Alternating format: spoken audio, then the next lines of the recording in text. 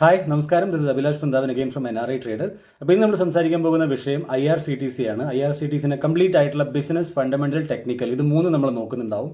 ഈ ബിസിനസ്സിനെ ഇൻഡെപ്ത് ആയിട്ട് മനസ്സിലാക്കുന്നു. നമ്മൾ ഫിനാൻഷ്യൽ നമ്പേഴ്സ് നോക്കി, അത് കഴിഞ്ഞ് ടെക്നിക്കൽ പാറ്റേൺസിൽ എന്തെങ്കിലും നമുക്ക് ഗ്യാപ്പ് ഉണ്ടോ, എന്തെങ്കിലും പാറ്റേൺസ് അവിടെ ഫോം ആവുന്നുണ്ടോ, ഈ കാര്യങ്ങളൊക്കെ നമ്മൾ നോക്കിയിട്ടാണ് നമ്മൾ ട്രേഡ് ചെയ്യുന്നതെങ്കിൽ ആ ട്രേഡിൽ നമ്മൾ ടാർഗറ്റ് എത്തുന്നത് വരെ ഹോൾഡ് ചെയ്യാനുള്ള ഒരു കൺവിക്ഷൻ പവർ എനിക്ക് കൂടുതലുണ്ടാവും. അതുകൊണ്ടാണ് ഞാൻ അങ്ങനെ ചെയ്യുന്നത്. ഇതാണ് എൻ്റെ അപ്രോച്ച്, ഇതാണ് എൻ്റെ മെൻറ്റർ എന്നെ പഠിപ്പിച്ചേക്കുന്നത്. ഓക്കെ, അതുകൊണ്ടാണ് ഞാൻ അങ്ങനെ ചെയ്യുന്നത്. എനിവേ, അപ്പം നമ്മൾ ഈ ചാനലിൽ ഫ്യൂച്ചേഴ്സിൻ്റെ, ഓപ്ഷൻസിൻ്റെ യാതൊരു കാര്യം സംസാരിക്കാറില്ല. നിങ്ങൾ പഴയ ആൾക്കാരാണ് എൻ്റെ ഈ ചാനലെങ്കിൽ നിങ്ങൾക്ക് തീർച്ചയായിട്ടും അറിയായിരിക്കും. പുതിയ ആൾക്കാരോട് എനിക്ക് പറയാനുള്ളത്, നിങ്ങൾ F&O ചെയ്യുന്ന ഒരു വ്യക്തിയാണെങ്കിൽ തീർച്ചയായിട്ടും ഈ ചാനലിൽ നിങ്ങൾക്ക് അതിനെക്കുറിച്ച് യാതൊരു സംഭവങ്ങളും കിട്ടില്ല. ഞാൻ അതിനോട് കംപ്ലീറ്റ് ആയിട്ടും 100% എഗനൈസ്റ്റ് ആയിട്ടുള്ള ഒരു വ്യക്തിയാണ്. അപ്പോൾ ഇക്വിറ്റി ട്രേഡിങ്ങിനെ പ്രൊമോട്ട് ചെയ്യുക, ഇക്വിറ്റി ട്രേഡിങ്ങിനെ എല്ലാവരെയും പഠിപ്പിക്കുക, ഇതാണ് എൻ്റെ ലക്ഷ്യം എന്ന് പറയുന്നത്. അപ്പോൾ അതുകൊണ്ട് തന്നെയാണ് എൻ്റെ ഈ വീഡിയോസിലെല്ലാം, ഇപ്പോൾ ഇതുവരെ ഈ ചാനൽ തുടങ്ങി 6 മാസമായിട്ടേ ഉള്ളൂ, ഏകദേശം 60ഓളം സ്റ്റോക്കുകൾ നമ്മൾ അനലൈസ് ചെയ്ത് വെച്ചിട്ടുണ്ട്. അതിൻ്റെ ഒരു കംപ്ലീറ്റ് ആയിട്ടുള്ള ഇതുവരെയുള്ള ഒരു പെർഫോമൻസ് നോക്കിക്കഴിഞ്ഞാൽ 28% ഇപ്പോൾ 27.5-28% ഇപ്പോൾ നമ്മുടെ ഓവറോൾ യൂട്യൂബ് പോർട്ട്ഫോളിയോ അപ്പിലാണുള്ളത്. അപ്പോൾ അതിനകത്ത് 2-3 താഴെയുണ്ട്, അത് പതുക്കെ മേലേക്ക് വന്നോളും. ബാക്കിയുള്ളതൊക്കെ പ്രോഫിറ്റ് നമുക്ക് തന്നിട്ടുമുണ്ട്. So that's completely okay. അപ്പോൾ ഇങ്ങനെ നമുക്ക് ഇക്വിറ്റി ട്രേഡിങ്ങിനെ പഠിച്ച് നമുക്ക് ചെയ്യാൻ പറ്റുന്നുണ്ടെങ്കിൽ തീർച്ചയായിട്ടും ഇവിടെ നിന്ന് നമുക്ക് നല്ല വെൽത്ത് ക്രിയേറ്റ് ചെയ്യാൻ പറ്റും. അതുകൊണ്ടാണ് ഞാൻ F&O ചെയ്യരുത്, പൈസ കളയരുത്, ഇക്വിറ്റി ട്രേഡിംഗ് പഠിക്കുക. ഇവിടെ നിന്ന് ഈ ഒരു ഇക്വിറ്റി ട്രേഡിംഗ് ചെയ്തിട്ട് നമുക്ക് വിജയിക്കാൻ വേണ്ടി തീർച്ചയായിട്ടും പറ്റുന്നുണ്ടാവും. So with this note, let's go to the video. Indian റെയിൽവേനെ കുറിച്ച് പറയുമ്പോൾ ഇത് ആസൻസോളിൻ്റെ വളരെ പഴയ ഒരു പിക്ചറാണിത്. ഈ ഒരു അവസ്ഥയിലുണ്ടായിരുന്ന ഇന്ത്യൻ റെയിൽവേ ആയിരുന്നു നമ്മുടേത്, അല്ലേ? ഇതിനായിരുന്നു നമ്മൾ ഭയങ്കരമായിട്ട് ആൾക്കാർ ലക്ഷറി എന്നൊക്കെ ഉദ്ദേശിച്ചിരുന്ന ഒരു ട്രെയിനായിരുന്നു ഇങ്ങനത്തെ ട്രെയിനുകളൊക്കെ. ഓക്കെ, ഈ ഒരു അവസ്ഥയിൽ നിന്ന് പടിപടിയായി കഥകളൊക്കെ മാറി നമ്മളുടെ റെയിൽവേ സ്റ്റേഷനുകളും അതൊക്കെ കുറച്ചുകൂടെ പുരോഗമിച്ചു. ആ രീതിയിലുള്ള കാര്യങ്ങളൊക്കെ വന്നു. ഇന്ന് നോക്കുമ്പോൾ വന്ദേ ഭാരത് എന്ന് പറഞ്ഞിട്ടുള്ള ഹൈടെക് ആയിട്ടുള്ള ട്രെയിനുകൾ വരെ നമ്മളുടെ രാജ്യത്ത് എത്തിയിട്ടുണ്ട്, അല്ലേ? അപ്പം ഈ രീതിയിലുള്ള ഒരു പുരോഗമനം നമ്മുടെ രാജ്യത്ത് സംഭവിച്ചുകൊണ്ടിരിക്കുകയാണ്. ഇന്ന് നമ്മൾ പറയാൻ പോകുന്ന IRCTCനെ കുറിച്ച് പറയുമ്പോൾ ഇങ്ങനത്തെ കാര്യങ്ങളൊക്കെ ഞാൻ സെർച്ച് ചെയ്ത് നോക്കുകയാണ്, എവിടെ നിന്നാണ് നമ്മൾ തുടങ്ങിയത്, നമ്മളിപ്പോൾ എവിടെ എത്തിയിട്ടുണ്ടെന്നുള്ള കാര്യം, റൈറ്റ്? അപ്പോൾ IRCTCനെ കുറിച്ച് കൂടുതലായിട്ട് നമുക്ക് നോക്കാം. IRCTCൻ്റെ ബിസിനസ് എന്താണ്? 1999 തുടങ്ങിയ IRCTC എന്താണ്?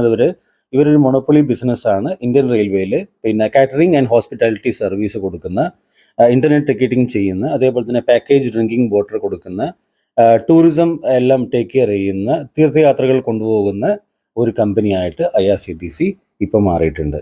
ഇതൊക്കെ സർവീസുകൾ കൊടുക്കാൻ വേണ്ടിയിട്ട് ഇന്ത്യൻ ഗവൺമെൻറ് നിയോഗിച്ചിരിക്കുന്ന ഒരൊറ്റൊരു കമ്പനിയാണ് IRCTC. അതുകൊണ്ട് തന്നെ ഇതൊരു മൊണോപ്പൊളി ബിസിനസ്സാണ്. ഇവരുടെ മെയിൻ ആയിട്ടുള്ള വെർട്ടിക്കൽ എന്തൊക്കെയാണ്? നമ്മളിപ്പോൾ പറഞ്ഞ പോലെ തന്നെ ഇന്റർനെറ്റ് ടിക്കറ്റിംഗ് ഉണ്ട്, അതേപോലെ തന്നെ ട്രാവൽ ആൻഡ് ടൂറിസം, അതേപോലെ തന്നെ catering hospitality, then package drinking water. ഇങ്ങനത്തെ 4 വെർട്ടിക്കൽസ് ആണ് ഈ കമ്പനിക്കുള്ളത്. അതിൽ തന്നെ ഇന്റർനെറ്റ് ടിക്കറ്റിംഗ് നോക്കിക്കഴിഞ്ഞാൽ 33% ആണ് ഇവരുടെ total share in total revenue. Total റവന്യൂവിൻ്റെ 33% കൊണ്ടുവരുന്നത് ഇന്റർനെറ്റ് ടിക്കറ്റിംഗ് സർവീസാണ്. അതിൽ തന്നെ 3.32% ഇയർ ഓൺ ഇയർ ഗ്രോത്ത് ആണ് ഈ ഒരു ഇന്റർനെറ്റ് ടിക്കറ്റിംഗ് സർവീസ് കൊണ്ട് മാത്രം ഇവർക്ക് ഉണ്ടായിട്ടുള്ളത്. 4313 ലക്ഷം ടിക്കറ്റുകളാണ് 2022-23 കാലഘട്ടത്തിൽ വിറ്റുപോയേക്കുന്നത്. അതേപോലെ തന്നെ 7706 ലക്ഷം പാസഞ്ചേഴ്സ് ബുക്ക്ഡ് ഈ ticket through IRCTC ticketing services 2022-23 കാലഘട്ടത്തിൽ. ഓക്കെ, അപ്പം ഇങ്ങനെയാണ് ഇവരുടെ ഒരു ഗ്രോത്ത് ഉള്ളത്. ഗ്രോത്ത് നല്ല സ്റ്റഡി ആയിട്ടുള്ള സൂപ്പർ ആയിട്ടുള്ള ഒരു ഗ്രോത്ത് ആണ് ഈ കമ്പനിക്ക് ഉള്ളത്. റെയിൽ നീറിന്റെ കാര്യം പറഞ്ഞാൽ എന്താണ്? റെയിൽ നീർ എന്ന് പറഞ്ഞാൽ 8.5% ആണ് ഇവരുടെ ടോട്ടൽ റവന്യൂ ഈ ഒരു സെഗ്മെന്റ്, ഈ ഒരു വെർട്ടിക്കൽ മാത്രം കൊണ്ടുവരുന്നത്.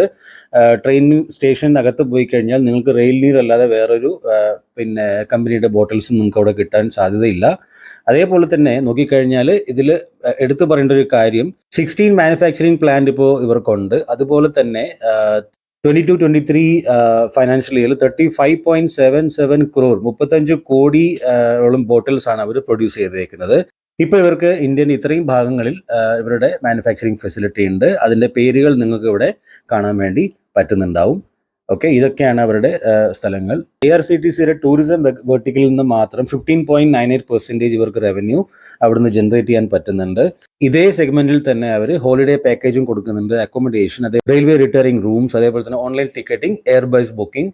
അതേപോലെ തന്നെ നിങ്ങൾ നോക്കിക്കഴിഞ്ഞാൽ എയർ ടിക്കറ്റ് നിങ്ങൾക്ക് ഇവിടുന്ന് ബുക്ക് ചെയ്യാൻ പറ്റും. അതേപോലെ തന്നെ റെയിൽ ടൂർ പാക്കേജുകൾ നിങ്ങൾക്ക് ഇവിടുന്ന് ബുക്ക് ചെയ്യാൻ പറ്റും. അങ്ങനെ ഒരു ഓവറോൾ ആ ഒരു സെഗ്മെന്റിനെ ഇവർ ടേക്ക് കെയർ ചെയ്യുന്നുണ്ട്. അതുകൂടാതെ ഇവർക്കുള്ള സ്പെഷ്യൽ ട്രെയിനുകൾ ഇപ്പോൾ മഹാരാജാസ് പോലത്തെ വളരെ ഇതിൻ്റെ ടിക്കറ്റ് എന്ന് പറയുന്നത് 1.5 ലക്ഷം രൂപയാണ് സ്റ്റാർട്ടിംഗ് എന്ന് എനിക്ക് തോന്നുന്നത് വെൻ ഐ ട്രാവൽ. പിന്നെ ഗോൾഡൻ ചാരറ്റ് പോലത്തെ ട്രെയിനുകളുണ്ട്. ഇതൊക്കെ എന്ന് പറഞ്ഞാൽ കണക്ട് ചെയ്യുന്നത് താജ്മഹൽ തൊട്ട് ഡൽഹി വരെ, അല്ലെങ്കിൽ ഡൽഹി തൊട്ട് രാജസ്ഥാൻ വരെയുള്ള ഫോർട്ടുകളും അങ്ങനെയുള്ള മെയിൻ ആയിട്ടുള്ള പോയിന്റുകളെ കണക്ട് ചെയ്തുകൊണ്ട് വളരെ ലക്സുറിയസ് ആയിട്ടുള്ള ട്രെയിനുകളാണ് ഈ മഹാരാജാസ് പോലത്തെ ട്രെയിനുകൾ. അതുകൂടാതെ മൊബൈൽ കാറ്ററിംഗ് സർവീസുകളും ഇവർക്കുണ്ട്. എന്ന് വെച്ചാൽ നിങ്ങൾ ഓൺ ദ വേ നിങ്ങൾ ട്രാവൽ ചെയ്യുമ്പോൾ നിങ്ങൾക്ക് ഇപ്പം ഫുഡ് ഓർഡർ ചെയ്യാം. അത് നിങ്ങൾക്ക് എവിടെ നിന്ന് വേണമോ അതിന് കുറച്ച് സർട്ടൺ ടൈംസ് ഒക്കെ ഉണ്ട്. ആ ടൈമിനുള്ളിൽ നിങ്ങൾ ഓർഡർ ചെയ്യുകയാണെങ്കിൽ നിങ്ങൾക്ക് ഇഷ്ടപ്പെട്ട ഭക്ഷണം ഇപ്പോൾ പുറത്തുനിന്ന് ഇപ്പോൾ സ്വിഗ്ഗി പോലത്തെ കമ്പനികളൊക്കെ ആയിട്ട് ഇപ്പോൾ ഇവർ ഇപ്പോൾ ട്രയൽ നടത്തിക്കൊണ്ടിരിക്കുകയാണ്. ഓക്കെ, അത് സക്സസ് ആയി കഴിഞ്ഞാൽ ഇന്ത്യ മുഴുവനും അതിനെ വ്യാപിപ്പിക്കാൻ വേണ്ടിയിട്ടുള്ള പരിപാടികൾ അവർ ചെയ്യുന്നുണ്ട്. അതേപോലെ തന്നെ ഈ കാറ്ററിംഗ് സർവീസും ഇപ്പോൾ ഇവർ തുടങ്ങിയിട്ടുണ്ട്. ഈ കാറ്ററിംഗ് എന്ന് പറഞ്ഞാൽ എന്താണ്, 200+ റെയിൽവേ സ്റ്റേഷനിൽ ഇപ്പോൾ തൽക്കാലത്തേക്ക് ഇത് അവൈലബിൾ ആണ്. 1774 പാർട്ട്ണർ റെസ്റ്റോറൻറ്റ് ഇവരുടെ കൂടെ പാർട്ട്ണർ ചെയ്യാൻ വേണ്ടിയിട്ട് റെഡി ആയിട്ടുണ്ട്. ഇതിൽ എന്ന് വെച്ചാൽ കസ്റ്റമേഴ്സിന് സ്പെസിഫിക് ആയിട്ട് ഏതെങ്കിലും റെസ്റ്റോറൻറ്റിൽ നിന്ന് ഫുഡ് വേണമെങ്കിൽ ഓൺ ദ വേ എവിടേക്കാണോ അവർ ട്രാവൽ ചെയ്യുന്നത് അവിടെ നിന്ന് അവർക്ക് ഫുഡ് അവൈലബിൾ ആക്കി കൊടുക്കാനുള്ള ഒരു സംഗതിയാണ് ഈ കാറ്ററിംഗ് സർവീസ് എന്ന് പറയുന്നത്. അതും അവർ ചെയ്യുന്നുണ്ട്. അപ്പോൾ ഓവറോൾ നോക്കിക്കഴിഞ്ഞാൽ ഈ രീതിയിലുള്ള കുറേ പുതിയ കാര്യങ്ങൾ IRCTC കൊണ്ടുവരുന്നുണ്ട്. അപ്പോൾ ഇതുവരെ നമ്മൾ സംസാരിച്ച കാര്യങ്ങളൊന്ന് സമ്മ് ചെയ്യുകയാണെങ്കിൽ റവന്യൂ ബ്രേക്കപ്പ് എന്താണ്, ഇന്റർനെറ്റ് ടിക്കറ്റിംഗ് മാത്രം 54% ഇവർക്ക് വരുന്നുണ്ട്. ഇപ്പോൾ ലേറ്റസ്റ്റ് ആയിട്ടുള്ള റിസൾട്ട് നോക്കിക്കഴിഞ്ഞാൽ കാറ്ററിംഗ് സർവീസ് 27%, റെയിലിൽ ഇരുന്ന് മാത്രം 9% അവർക്ക് ഇപ്പോൾ വരുന്നുണ്ട്, ടൂറിസം 8% ആൻഡ് തീർത്ഥയാത്രകൾ കൊണ്ട് 2%. ഇതാണ് ഇവരുടെ റവന്യൂ ബ്രേക്കപ്പ് എന്ന് പറയുന്നത്. ഇതാണ് ഇപ്പോഴത്തെ ഇവരുടെ കറന്റ് ആയിട്ടുള്ള ഒരു സ്റ്റേറ്റ് എന്ന് പറയുന്നത്. ഇനി ഫ്യൂച്ചർ എന്താണ്, ഇവരുടെ ഫ്യൂച്ചർ ഗ്രോത്ത് നോക്കിക്കഴിഞ്ഞാൽ അവർ ബജറ്റ് ഹോട്ടൽസിലേക്കും അവർ എത്താൻ തുടങ്ങിക്കൊണ്ടിരിക്കുകയാണെന്ന് വെച്ചാൽ അവരിപ്പോൾ 3 മെയിൻ ആയിട്ടുള്ള ലൊക്കേഷനുകളിൽ ബജറ്റ് ഹോട്ടൽസ് അവർ കൺസ്ട്രക്ട് ചെയ്തുകൊണ്ടിരിക്കുകയാണ്. എന്ന് വെച്ചാൽ ലക്നൌവിൽ ഒരെണ്ണമുണ്ട്, ഖജുരാവിൽ ഒരെണ്ണമുണ്ട്, ദെൻ കവേഡിയ. ഇങ്ങനത്തെ 3 സ്ഥലങ്ങളിലായിട്ട് അവർ ബജറ്റ് ഹോട്ടൽസ് കൺസ്ട്രക്ഷൻ നടന്നുകൊണ്ടിരിക്കുകയാണ്. ബാക്കിയുള്ള സ്ഥലങ്ങളിൽ താഴെ നോക്കിക്കഴിഞ്ഞാൽ പൈപ്പ് ലൈനിലാണെന്ന് വെച്ചാൽ അവരത് ചെയ്തുകൊണ്ടിരിക്കുകയാണ്. അപ്പോൾ പാസഞ്ചേഴ്സിന് ഒരു ഹോട്ടൽസും എന്ന് വെച്ചാൽ ട്രെയിൻ യാത്രയോട് കൂടെ തന്നെ ഹോട്ടലും ബുക്ക് ചെയ്യാം, ഹോട്ടലിൽ നിൽക്കുകയും ചെയ്യാം ടൂറിസ്റ്റിനൊക്കെ പോകുമ്പോൾ. ആ രീതിയിലുള്ള കാര്യങ്ങളും അവർ ചെയ്യുന്നുണ്ട്. അതുകൂടാതെ ഇപ്പോൾ ബജറ്റ് നിങ്ങൾ നോക്കിക്കഴിഞ്ഞാൽ ഇപ്രാവശ്യത്തെ ബജറ്റിൽ 27.5% അപ്പിലാണ് ഇപ്പോൾ യൂണിയൻ ബജറ്റ് റിലീസ് ചെയ്തിരിക്കുന്നത്. അതൊരു വലിയൊരു ഫാക്ടറാണ് ഇവർക്കൊരു ഗ്രോത്ത് കിട്ടാൻ സാധ്യതയുള്ള. അതേപോലെ തന്നെ നിങ്ങൾ നോക്കിക്കഴിഞ്ഞാൽ 400+ Vande Bharat train to be introduce in coming years. അതൊരു ന്യൂസ് വന്നിട്ടുണ്ടായിരുന്നു. ആ ന്യൂസ് ഞാനൊന്ന് കൺഫേം ചെയ്തപ്പോൾ ഈ ഒരു ന്യൂസ് നമ്മൾ നോക്കിക്കഴിഞ്ഞാൽ 475 Vande Bharat trains will be manufactured in 4 years, railway minister says. അതൊരു ന്യൂസ് വന്നിട്ടുണ്ട്. അപ്പോൾ അതൊരു നല്ലൊരു കാര്യമാണ് സംഭവിക്കാൻ പോകുന്നത്. അതേപോലെ മറ്റൊരു ന്യൂസ് എന്താണ്, railway to launch 3000 new trains, increase passengers capacity to 1000 crore in 5 years. ആ ഒരു ന്യൂസും റെയിൽവേ മിനിസ്റ്റർ തന്നെ പറഞ്ഞിട്ടുണ്ട്. സോ അതൊരു കൺഫേം ആയിട്ടുള്ള ന്യൂസാണ്. അതിനുള്ള കാര്യങ്ങൾ അവർ ചെയ്യുന്നുണ്ട്. മറ്റൊരു പ്രധാനപ്പെട്ട കാര്യം എന്താണ്, IRCTC to looks to expand fintech footprint with new payment aggregator subsidiary. അതും ഒരു കാര്യം ഇവർ ചെയ്യുന്നുണ്ട്. എന്ന് വെച്ചാൽ ഇതൊരു ഫിൻടെക് ആ ഒരു മേഖലയിലേക്കും ഇവർ ഇനി പോകാൻ വേണ്ടി പോവുകയാണ്. അതിൽ തന്നെ iPay എന്ന് പറഞ്ഞൊരു സംഗതിയുണ്ട്. iPay എന്ന് പറഞ്ഞാൽ നമ്മുടെ റീകൺസിലേഷൻ, ഇപ്പോൾ ടിക്കറ്റ് ബുക്ക് ചെയ്തു ക്യാൻസൽ ചെയ്തു, ആ റീകൺസിലേഷനൊക്കെ ചെയ്യുന്നത് ഇപ്പോൾ കുറച്ച് ശ്രമകരമായിട്ടുള്ള ഒരു സംഗതിയാണ്. പക്ഷെ അതിനെ ഒന്നും കൂടെ ഈസി പ്രോസസ് ആക്കാൻ അവർ iPay ഇൻട്രൊഡ്യൂസ് ചെയ്തിട്ടുണ്ട്. അതും ഒരു നല്ലൊരു കാര്യമാണ് ഇവർക്ക് ഒരു ഫ്യൂച്ചർ ഗ്രോത്തിലേക്ക്. കസ്റ്റമറിന് എത്രത്തോളം അവർക്ക് കൺവീനിയൻ്റ് ആയിട്ട് അവർക്ക് യാത്ര ചെയ്യാൻ പറ്റുന്നുണ്ടോ അത്രത്തോളം കസ്റ്റമേഴ്സ് ചൂസ് ചെയ്യും IRCTCയിൽ ട്രാവൽ ചെയ്യാൻ വേണ്ടിയിട്ട്. So that is what it is going to happen. ഇപ്പോൾ ഇതുവരെ നമ്മൾ കണ്ട ന്യൂസുകളൊക്കെ അവരുടെ ആനുവൽ റിപ്പോർട്ടിൽ അവർ കൃത്യമായിട്ട് പറഞ്ഞിട്ടുണ്ട്. അപ്പോൾ അത് വേറൊരു ന്യൂസ് അല്ല, അത് കൺഫേം ആയിട്ടുള്ള കാര്യമാണ്. iPay അവർ ഇൻട്രൊഡ്യൂസ് ചെയ്ത് കഴിഞ്ഞു. അങ്ങനെ ഒരുപാട് കാര്യങ്ങൾ മറ്റുള്ള കാര്യങ്ങൾ ഈ ഒരു കമ്പനിയിൽ സംഭവിക്കുന്നുണ്ട്. അതിൽ തന്നെ റെയിൽവേ ഇതേ പ്ലാറ്റ്ഫോമിൽ കൂടെ തന്നെ ഹെലികോപ്റ്റർ ബുക്കിംഗ് ചെയ്യാനുള്ള സംഗതികൾ, തീർത്ഥയാത്രയ്ക്ക് പോകുന്ന ആൾക്കാർക്കൊക്കെ ഹെലികോപ്റ്റർ ബുക്കിംഗ് ചെയ്യാനുള്ള സംഗതികളൊക്കെ അവർ ഇതിനകത്ത് ഇൻട്രൊഡ്യൂസ് ചെയ്യുന്നുണ്ട്. റെയിൽ നീരിൻ്റെ കാര്യത്തിലാണെങ്കിലും ബോട്ടിൽ വാട്ടറിൻ്റെ കാര്യത്തിലാണെങ്കിലും ഇപ്പോൾ അവർ നേരത്തെ നമ്മൾ സംസാരിച്ചത് ഇത്രയും ലൊക്കേഷൻസിൽ അവരുണ്ട്. ഈ ടിക്ക് മാർക്ക് ചെയ്ത ലൊക്കേഷൻസിലൊക്കെ അവരുണ്ട്. പുതിയതായിട്ട് ഇവിടെ ഇങ്ങനെയുള്ള സ്ഥലങ്ങളിലൊക്കെ അവരുടെ പുതിയ മാനുഫാക്ചറിങ് ബ്രാഞ്ചസുകൾ അവിടെ ഓപ്പൺ ചെയ്യാൻ പോവുകയാണ്. അത് അവരുടെ ആനുവൽ റിപ്പോർട്ടിൽ തന്നെ അവർ കൺഫേം ചെയ്തിട്ടുണ്ട്.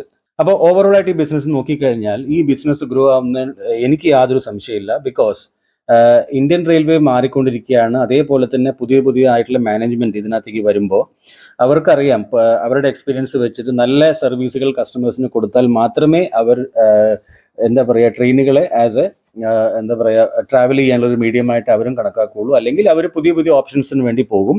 അപ്പോൾ അങ്ങനെ കസ്റ്റമേഴ്സ് വരുന്ന ആൾക്കാരെ പിടിച്ചു വെക്കണമെന്ന് വലുതായിട്ട് എല്ലാ ഗവൺമെൻറ് കമ്പനികളും ഇങ്ങനെ ഈ രീതിയിൽ ആലോചിക്കാറില്ല. ഓക്കെ, പക്ഷേ ഇവരങ്ങനെയല്ല. ഇവരതിനെ ഡെവലപ്പ് ചെയ്തുകൊണ്ടിരിക്കുകയാണ്, പുതിയ പുതിയ കാര്യങ്ങൾ എക്സ്പ്ലോർ ചെയ്യുകയാണ്.